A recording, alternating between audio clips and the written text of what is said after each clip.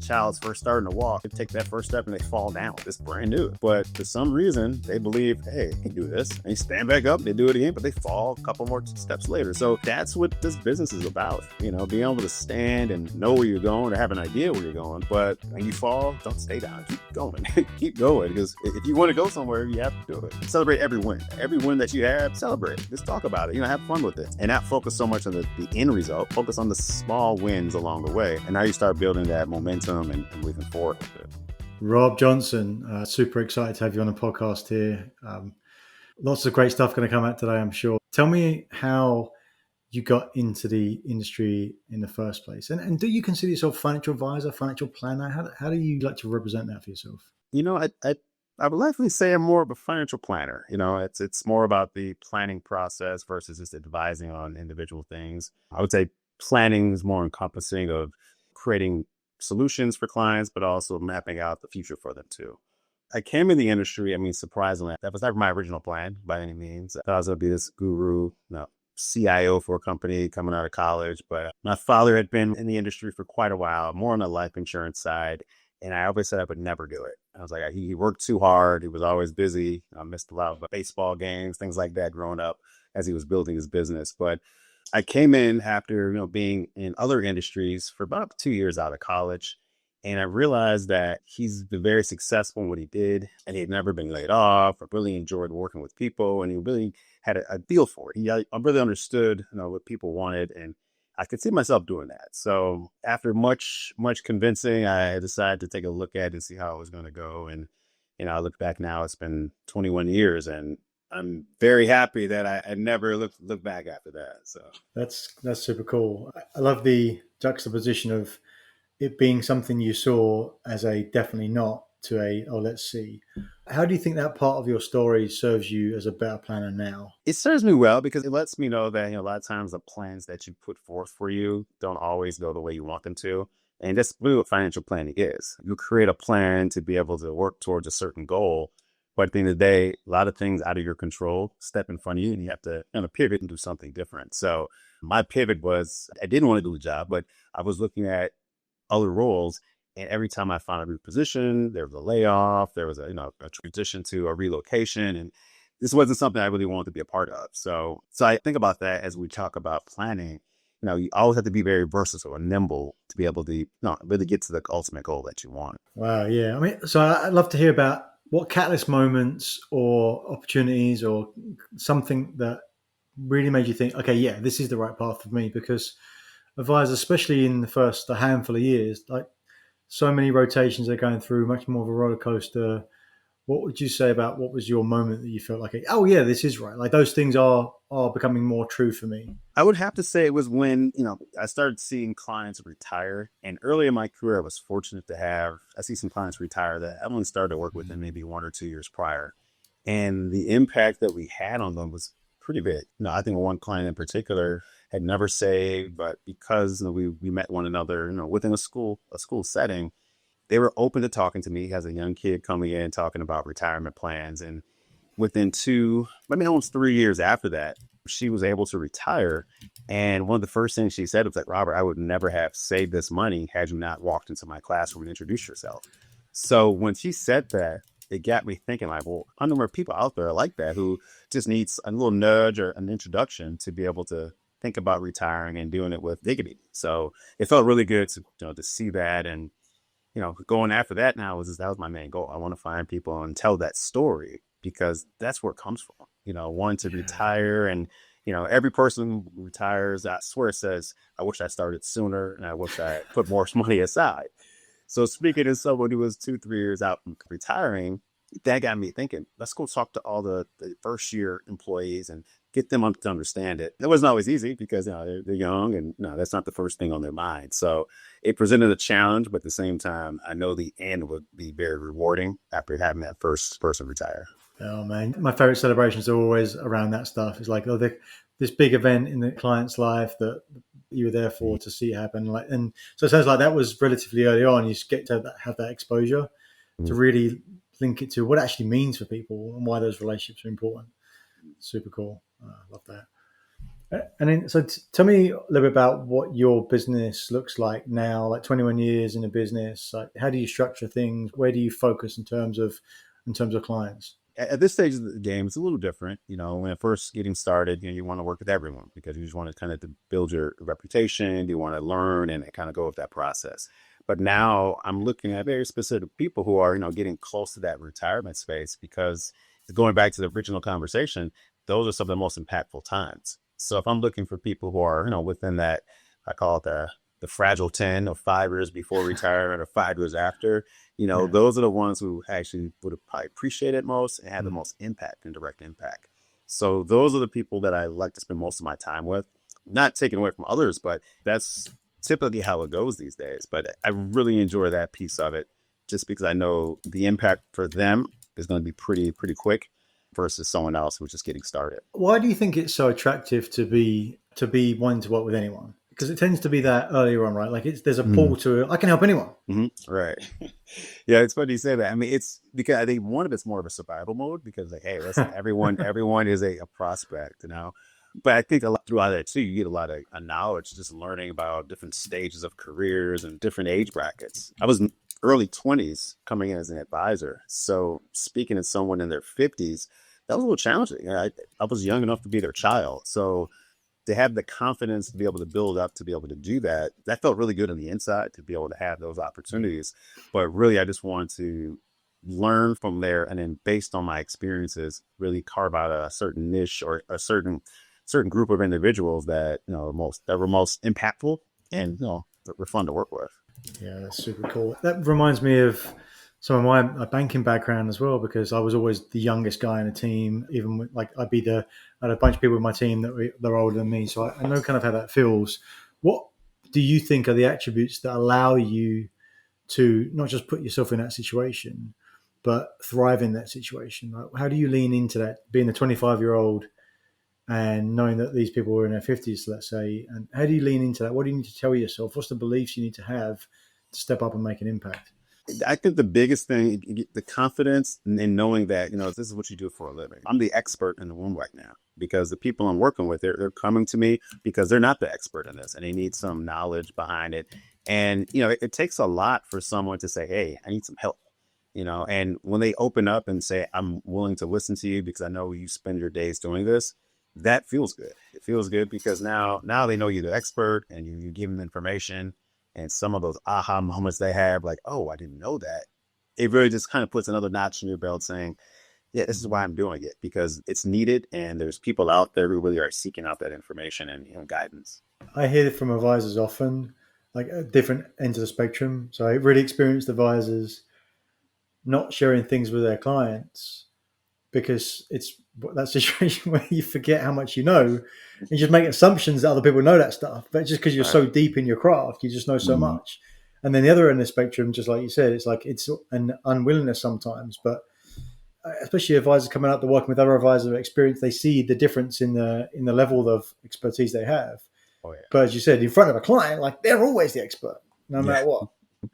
That's fun. It's also too. I mean, coming right into the business of working with educators, we had a term where we want to educate the educators. And I thought a lot about that because a lot of the foundation things that when we learned came from our teachers. First grade, all the way through, Mm. through college. So now you have a chance to really, in a sense, give back to the educators because they taught us all the foundational basic things, reading, writing, and all those. But now we get to teach them more about, hey, this is your pension. This is how a mutual fund works. These are different things work for you.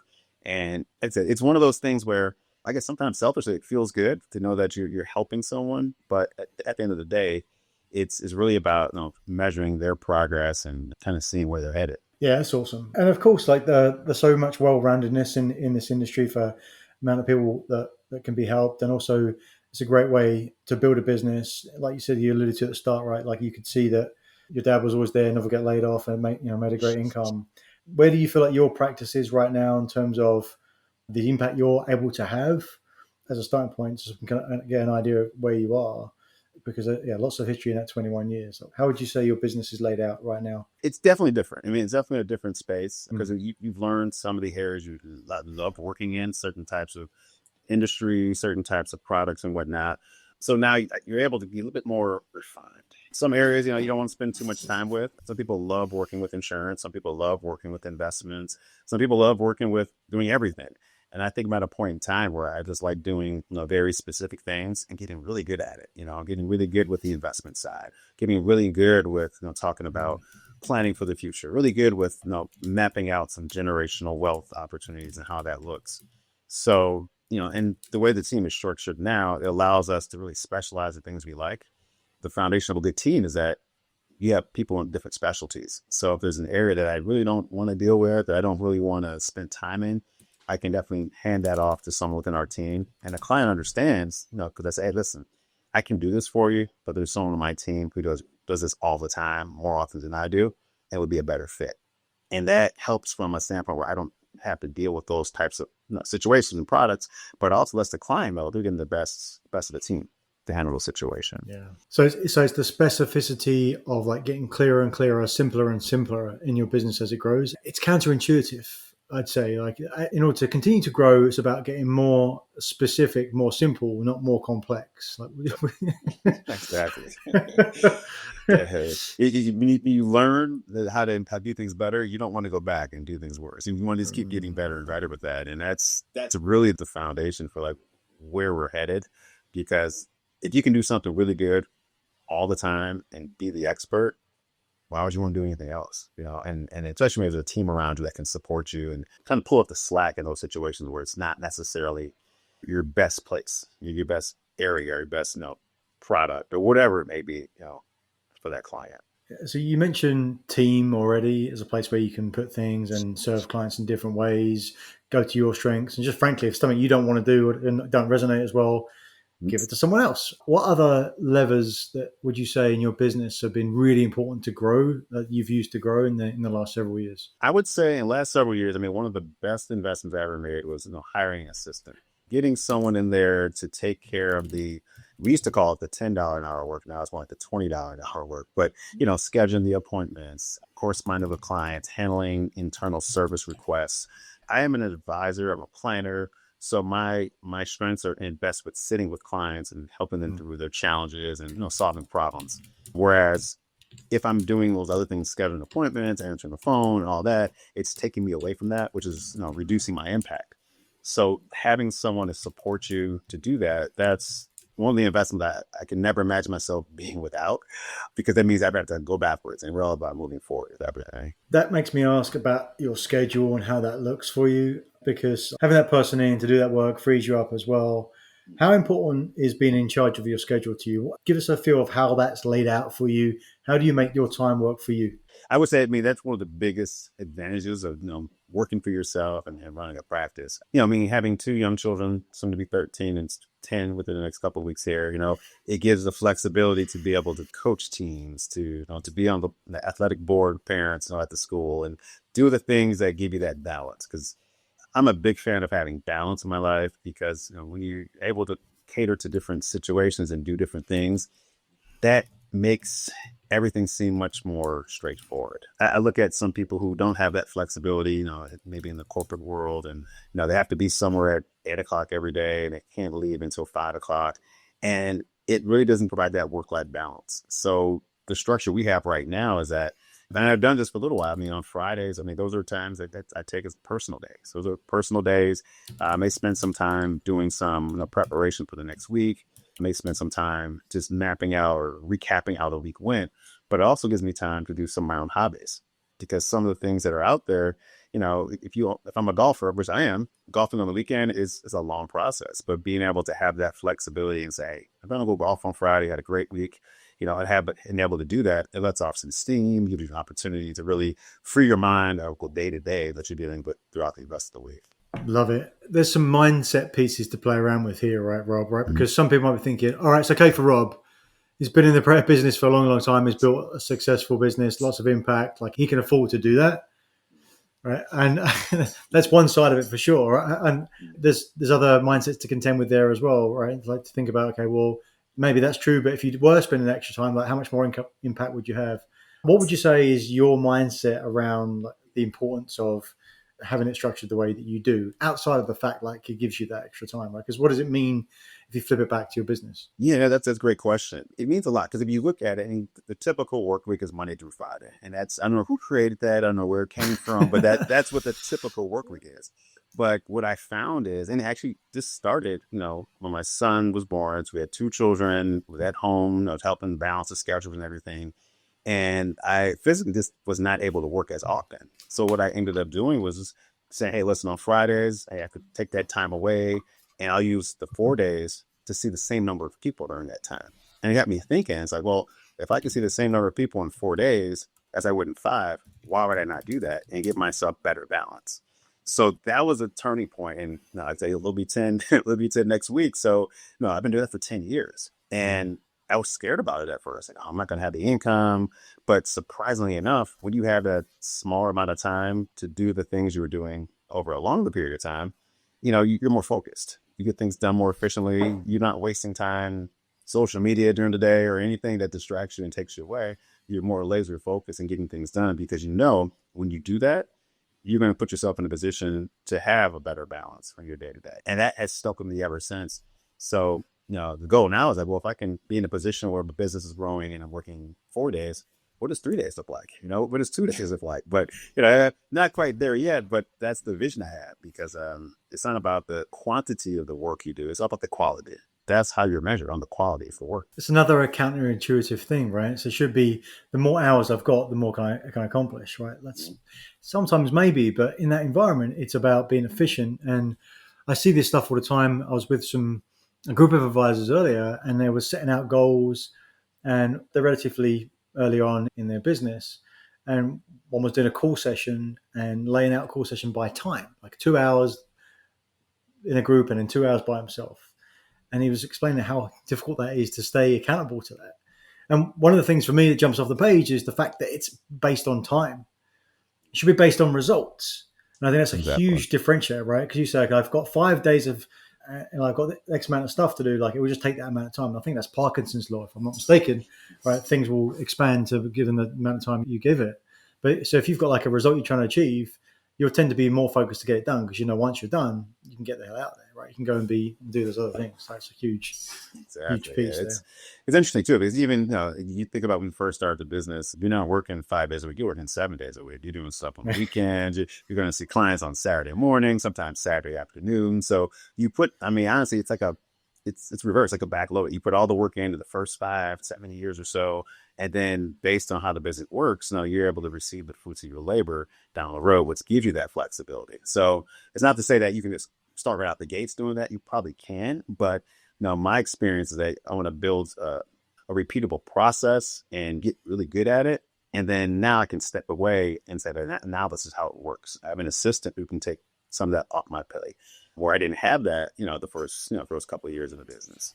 So you're right. It's very interesting. But everything feels so backwards sometimes. Like Yeah, you should be doing this, but that's not really the path you need to take to achieve the success that you want. yeah.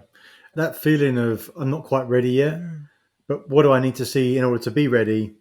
And you never will be ready. It's like I can't hire that next person in until revenue is X, but Mhm. revenue can't get to X until I hire that next person in.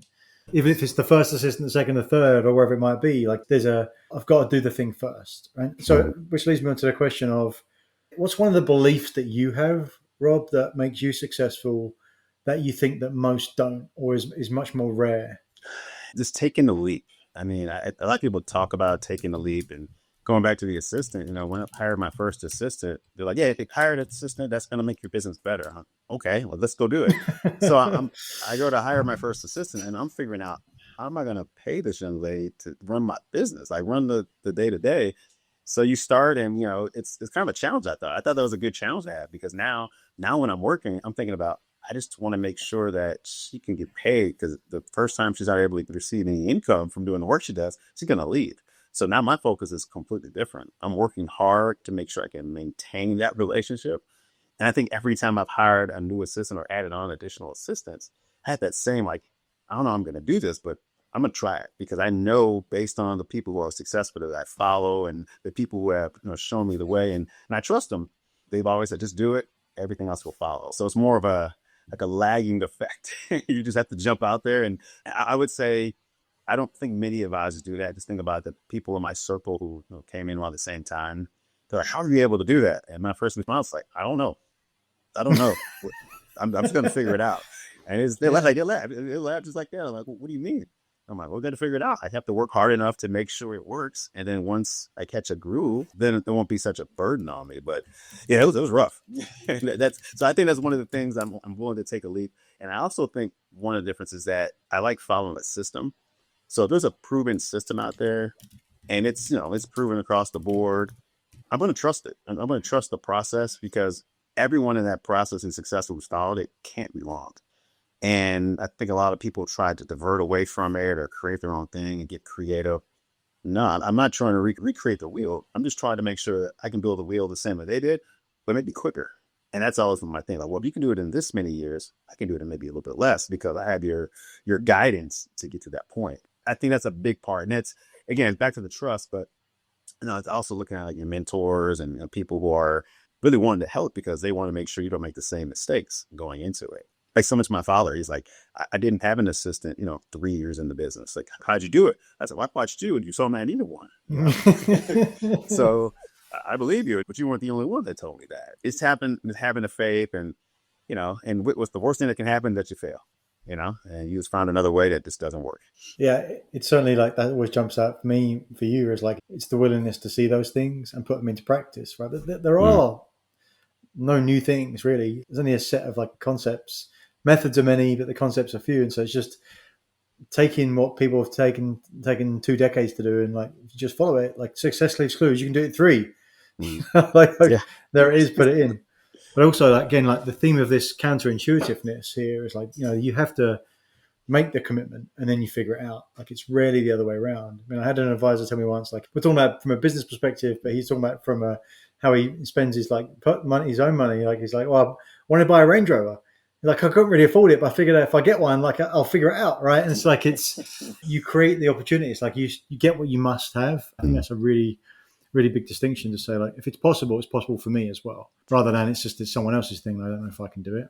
And the Uh, risk too. I mean, I was looking at it's more. It's not as a strict risk. It's more of a protected risk. Like I feel like when you do things like yes. that, you're not risking it all. You're not going all in and not having any kind of things to fall back onto. You have to have more of a, I'm trying to think the proper word for it, but it's more of a calculated risk. That's what it is. I'm definitely not the riskiest person in the world by any means, but I will take a risk if I do some calculations and figure out, okay, this is the worst that can happen if it doesn't Yeah. go exactly as planned. So, Yeah, I love thinking through that mindset because really everything's a risk. Like doing nothing mhm. is a risk.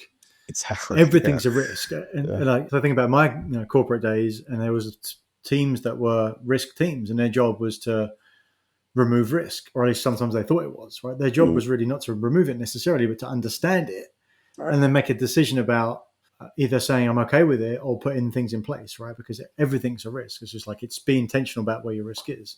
You Exactly. mitigate some downside, but like if you don't do anything, you risk like losing everything. So like moving Mm. forward. Talking of which, I wonder what jumps out for you in terms of challenges that have been along the way. Right, we're talking about upside stuff. You've mentioned some of the bumps, I suppose, but what would you say has been something that's really took you back over the 21 years? Something that was really maybe even question what you were doing. Like, tell us about something. It's one of those events. Yeah, I mean, there's some situations. There were some employers that we worked with, managed their Mm. their plans, and they decided to take on someone else or just remove us completely. That took a Mm. toll because it's like, well, did we do something wrong? What's the process? So it really gets you thinking, well, what could I have done differently with that? So yeah, when that happened, we lost a couple contracts and obviously removed some opportunities and not as much access to grow your business with some of those employees that are there. It hit, but it also motivated me as well. So it's like, well, if that's the case, maybe I should go back to the ones that are still around and they're still very fruitful. Let's dive deeper into those and build different relationships and better relationships with those, just so we can, at the very least, mitigate that risk. And I think I always like to look at things that, well, something negative happened because something else great's about to happen, and that's why I looked at it. And funny enough, when we lost that contract and things weren't looking as great, maybe within a year, maybe 6 months to a year later, we picked up two additional contracts, which ended up being much better. And in my mind, I'm thinking, had we have all of them together, that would have been a tough act to balance. Like, how do we do that? So I think a lot of times things happen, well, not all the time, I think things happen for the right reasons. They happen because there's a bigger thing that you're shooting towards. And there has to be some negative step back to be able to, to get to where you want to go. So it's a challenge. And that's what life's all about. Just, taking the bad things that happen to you and turn them to a positive and running with it. And I don't think many people look at it that way. I think it's a hard thing to really like, face. I've learned over the years that's necessary because things are always going to change. There's nothing you can do about it, but it's about how you respond to it in situations like that. Yeah, bang, there it is. And that's the thing, right? I mean, you Mm-hmm. slid into that so easy, Rob, because just how you think. And it's like, if you do think like that, that's just how we should think, right? But it's like so easy to go the other way. But for everyone listening, watching, underscore the fact that, you said when something bad happens, like, okay, my mind switches pretty much immediately to this is motivation.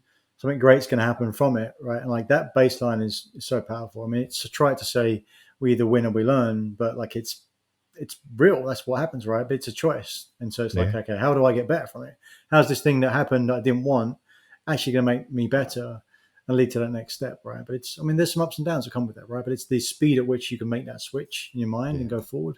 Because it's Exactly. not immediate though, right? You said there's new things that happen, but it was a little bit down the line. If I got that Mm-hmm. right. Right, right. I mean, I think from even from an athletic standpoint, you think about it. I mean, we're in Chicago. The greatest basketball player of all time, Michael Jordan. We got cut from his basketball team in high school. I mean, so if he stopped right there, we would never have experienced anything he did in his career. So very similar things happened to me in my career early on, and I worked so hard to be able to kind of fight against some of the you're not this, you're not that, and then it's just more inner motivation and I always see that within the business too. Like, okay, these people are doing great things, but you may get there, you may not. And it's like, well, yeah, well, I'll prove you wrong. And then it's more of a that's my internal motivation. I'll take it because that's what's been driving me since I was in seventh grade. So that's just it's something I remember. I mean, I can go through stories of not making anything, basketball team, seventh, eighth grade, and end up being a captain junior, senior year of high school. So it's like one of those, Mm-hmm. tell me I can't, so I will type of things. And it also creates the clarity, though, right? It's like if you say you can't do that specific thing, now Mm-hmm. like you actually got more clarity. There are people, of course, that are really challenged with some things and will likely be that way. And there's some people that whatever they touch turns to gold. Those things exist at the extremes. Most of us are in the middle, and so it's application that's really important. And if we've got five things that are in front of us that we're saying that are important that we want to go after, then logically, if they're all as important as each other, the maximum you could put in is 20% of yourself. And if you can only put in 20% of yourself, the chances of you getting a good result, like low. But that focus, like however you get the motivation, is like, hey Rob, you can't do that. Oh, that thing. Okay, now I'm 100% in. Right? Exactly. Like it literally creates the outcome they want. That's super cool. Yeah, and I think about that too, like with kids too. I mean, they experience challenges and they go through different, things that are great at school or athletics or whatever may be happening with them. But you don't want to ignore the fact that it happened. You always have to address it straight away. This is what happened. This is maybe why it happened. But you do spend some time reflecting on it. But I think about how much time do you actually reflect at it? Do you spend 5 minutes reflecting on it? Or do you spend 5 years reflecting on it?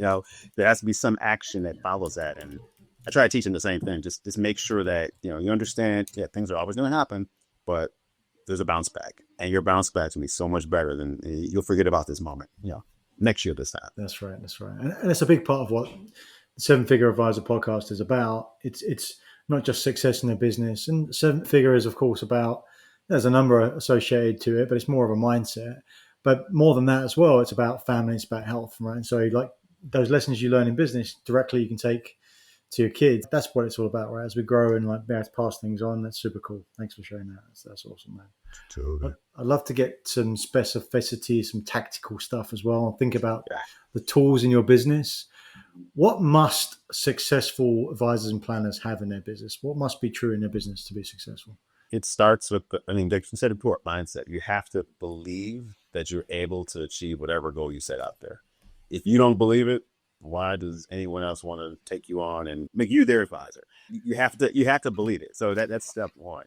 If you don't have that, you're already setting yourself way behind as far as the time to get to where you want to go. But two, I would say, once you have that mindset, you have to have that work ethic and understand what it takes to get there because there's plenty of people out there who want things, but very few of them are actually going to take the necessary steps to get to that point. You may not want to work on Saturdays in your first year because you're in your 20s and you want to hang out with your friends. But if you're building a business and you see people who are 5 years ahead of you and like that's where I want to go, you have to ask them, were you working Saturdays and Sundays? Were you doing those things? So you have to have that work ethic and understand the proper way to get it done. But I would say also that that's kind of goes hand in hand with having mentors and in a variety of them. I'm not just saying one mentor, but having a variety of them because now you can pick. I always say pick the best one and go to your all star team. If you have one mentor who does this really well and someone else does something else really well, I mean, if you start picking those off and kind of creating yourself based on those great traits that they have, now you're putting yourself in a great position. So yeah, having those mentors is huge. And that's why we brought on a mentor to our team because, we see that 1 + 1 does equal 3. So we're able to help him get to where he wants to go because he's going to get there quicker than we are or quicker than we got there. But that's part of the process. It doesn't negatively affect us, but it's good to see the information we provide, the resources, the time spent to really see someone flourish quicker because it's an indication that, hey, let's keep doing it. And that's how you build a successful group of individuals on sculpting out a team. You mentioned systems earlier as well, and I think that's so powerful in business to be able to, first of all, understand the patterns of success and then be able to replicate the patterns of success and then create your own. And for me, that's the system, right? The Mm-hmm. tasks that need to happen in the business, the tasks roll up into a process, the process rolls up into a system. What would be the thing that you would say to an advisor and planner, no matter where they are in their practice, right? Whether they're just starting off, they're at 250,000 trying to get to 500,000, trying to get to the million and on beyond. Like, what would you say is the biggest piece of must advice that you want to share as to like what's been most useful for you? I mean, it's a must advice. I mean, going back to you must have the mindset, but the Yeah. system, you have to be organized. You have to be organized because that helps you save time. Because if you're wasting time trying to figure out where different files are, how to access certain documents or whatever the case may be, that just slows you down. So that's one of the first things I actually learned in the business. I never knew, and I never knew how organized my father was. I remember walking into the office for my first time, and he had, it was years ago. He had a file cabinet, and things were labeled. I'm like, who is this man? I would never have guessed that he was this organized. And I still tell him to this day, like, I still don't understand it because he still doesn't. He still has those files because Yeah. that's just what he does. But so that level of organization, I swear that's the reason why I'm so particular with like my files on my computer and things like that, because I saw him doing it. He was known as a successful advisor in the office. I said, well, that's successful people do. So that's part of, where you need to start. So if you're organized and you have the work ethic, if you're in a position where you're willing to follow the process and not divert away, try to recreate the wheel, you're going to put yourself on a good path. There's other intangibles that go with that, personality and things like that. But if you have those core parts, you're putting yourself on the way to being successful and where you want to go. Awesome. Fantastic. What's next for you, Rob, as you look out in the landscape of your business and what you want to achieve in the next few years? Like, what are you trying to accomplish right now, would you say? I'm just building my business out to be more of a self-managed business, meaning that, I don't have to have my hands in everything for it to be successful, which is a very different space when we first start where you're doing everything. I really just want to keep it simple. I want to meet with clients. I want to make sure we have great relationships, spend quality time. And, most of the times now with these clients I'm speaking with, they're friends. I mean, they're people I've been working with for 15, 20 years. And the conversations, we spend the first 20 minutes catching up on family, how are the kids, how's your parents, like all the things that go with it. So I will see more of that going forward because Mm. that's what this is about. I don't feel like I'm ever working.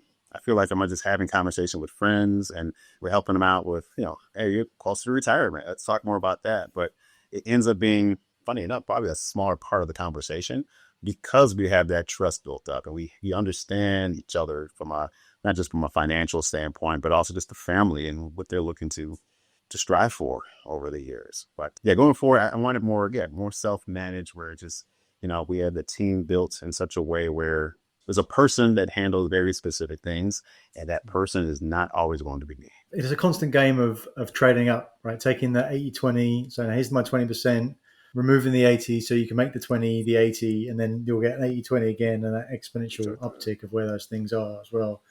What would you say that's the thing that keeps you organized? Like, So if someone's listening to this right now and like they're, perhaps they're where you are, perhaps they're further in front, further behind. Like organization is important. What do you think's the system? What's the application that they could actually go ahead and check with what they've got to say, okay, actually I'm doing okay, or no, wow, like I could do so much more here. What would you point them towards to check to see if they can validate whether they've got that organization that they might need? That's a great question. It's funny because I mean, I personally feel like I'm kind of organized, but people say, "Oh, you're very organized." And I don't feel that. I don't. But I think it's because it's a combination of just things transitioning over time.